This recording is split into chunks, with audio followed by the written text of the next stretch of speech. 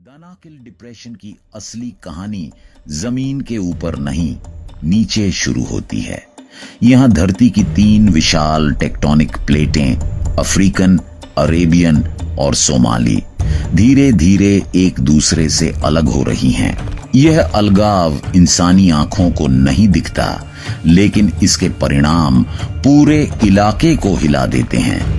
जब प्लेटें खिंचती हैं तो धरती की ऊपरी परत पतली होने लगती है, दरारें बनती हैं और उन्हीं दरारों से धरती के भीतर का मैग्मा ऊपर आने लगता है। यही वजह है कि दानाकिल में ज्वालामुखी कभी सोते नहीं, वे सिर्फ शांत होने का नाटक करते हैं।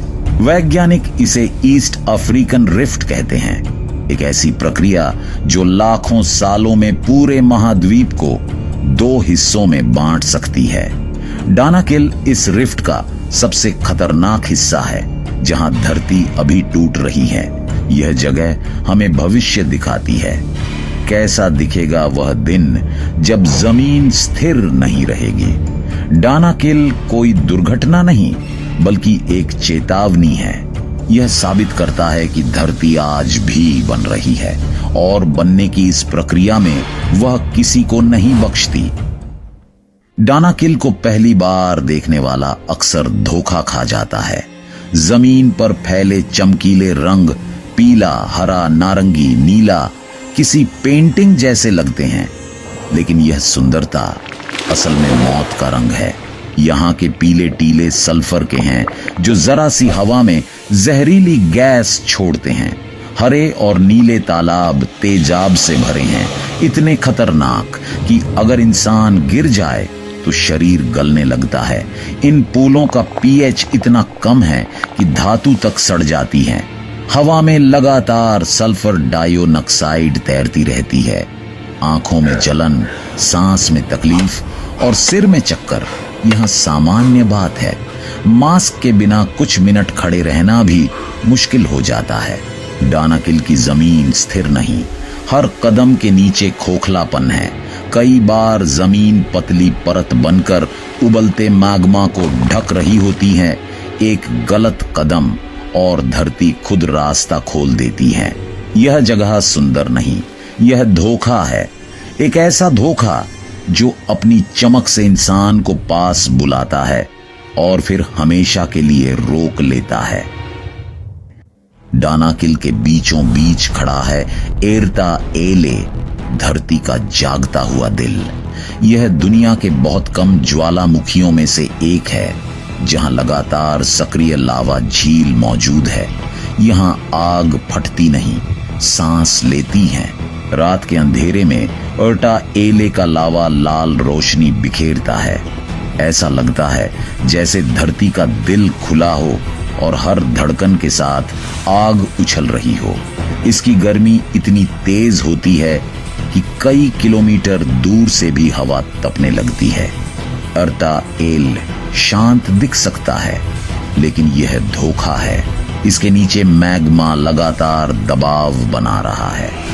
कभी कभी अचानक विस्फोट होता है, जहरीली गैसें निकलती हैं और आसपास की जमीन नई दरारों से भर जाती है। वैज्ञानिक मानते हैं कि यही ज्वालामुखी उस प्रक्रिया का सबूत है जिसमें भविष्य में यहां समुद्र बन सकता है। लेकिन जब तक वह दिन आएगा, एर्ता आले इस इलाके को रहने लायक नहीं बनने देगा।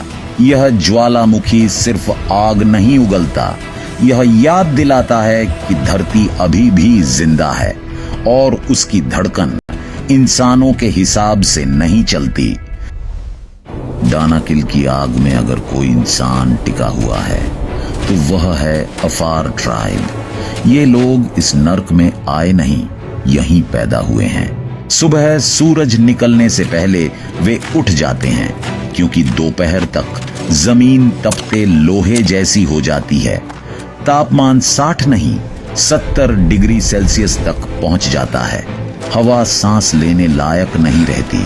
फिर भी अफार पुरुष नमक की खदानों की ओर चल पड़ते हैं। उनके पैरों में जूते नहीं, सिर पर हेलमेट नहीं, सिर्फ अनुभव और आदत। वे लोहे की छेनी से जमीन काटते हैं।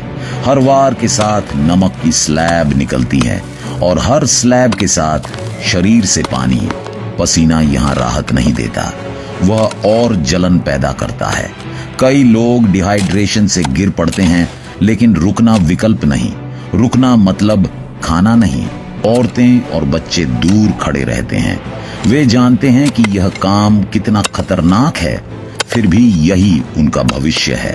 अफार लोग सदियों से नमक के कारवां बनाकर ऊंटों पर लादते आए हैं। यही नमक उनकी मुद्रा है, उनकी पहचान है।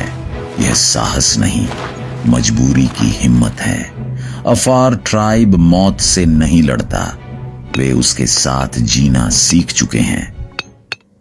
डानाकिल की जमीन पर बिछा सफेद रंग दूर से बर्फ जैसा लगता है, लेकिन यह बर्फ नहीं, सफेद मौत है। यह नमक सदियों से यहां जमा है।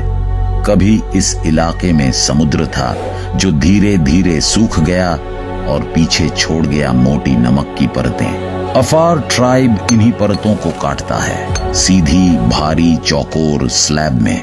हर स्लैब का वजन 30 से 50 किलो तक होता है। नमक काटना आसान नहीं। जमीन इतनी गर्म होती है कि औजार छूते ही जलने लगते हैं।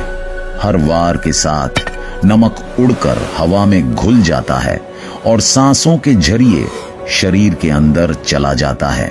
सालों तक ऐसा काम करने के बाद फेफड़े कमजोर हो जाते हैं, आंखों की रोशनी घटने लगती है और त्वचा स्थायी रूप से जल जाती है।